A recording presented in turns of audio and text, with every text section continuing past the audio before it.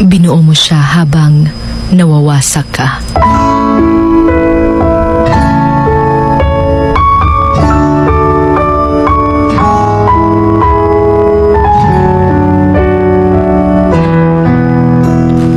Masarap makita yung taong mahal mo na masaya, lalo na't unti-unti na rin niyang naaabot yung mga pangarap niya kasama ka. Pero yung mahirap lang, habang naaabot na niya yung mga pangarap niya, ay unti-unti niyang pagbitaw sa'yo. You love that person so much and you're willing to give up everything just to be with him. Napakasakit dahil lahat binuhos mo kahit wala nang matira sa'yo. Binigay mo pa rin sa kanya para maging masaya lang siya. Binuo mo siya habang nawawasak ka. Sabi nga nila that when you truly love someone, you don't think about how much you're giving up. You just give everything you have. Binuo mo siya sa mga pangako at pag-asa, sa mga pangarap na tila abot kamay. Pero tulad ng isang bahay na walang pundasyon, unti-unti itong bumabagsak. Ang bawat piraso ng puso mo na inalay sa kanya, naging alikabok na lang ng mga alaala.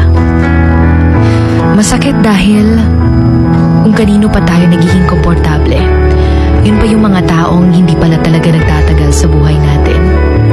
Mahirap dahil may mga pangako na kayo para sa isa't isa, pero bigla na lang itong naglaho pag alis niya.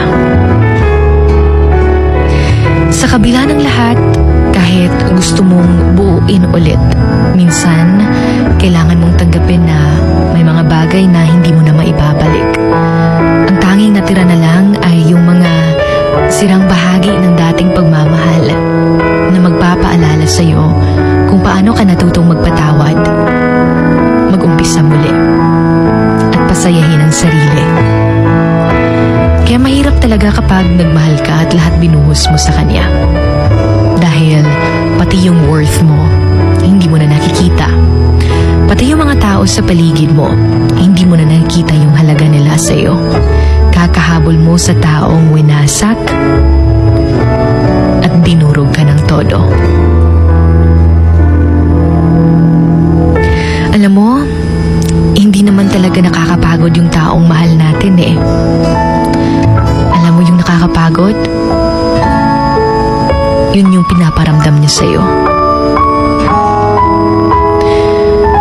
Kaya mahirap siyang pakawalan kahit wasak na wasak ka na. Dahil noong mga panahong kailangan mo nang makakausap, siya yung nandyan, nakikinig sa'yo without any judgments. Yung feeling na alam mong nasasaktan ka na, pero mahal mo pa rin siya dahil alam mong naiintindihan ka niya.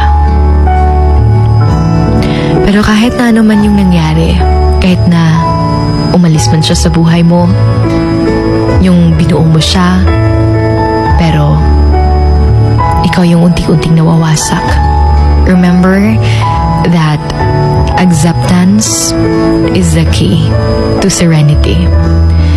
Sometimes, the hardest part of letting go is actually accepting that you can control the outcome.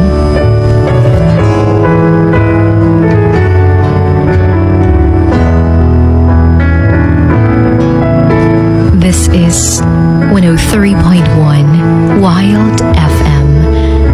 Emotions going wild.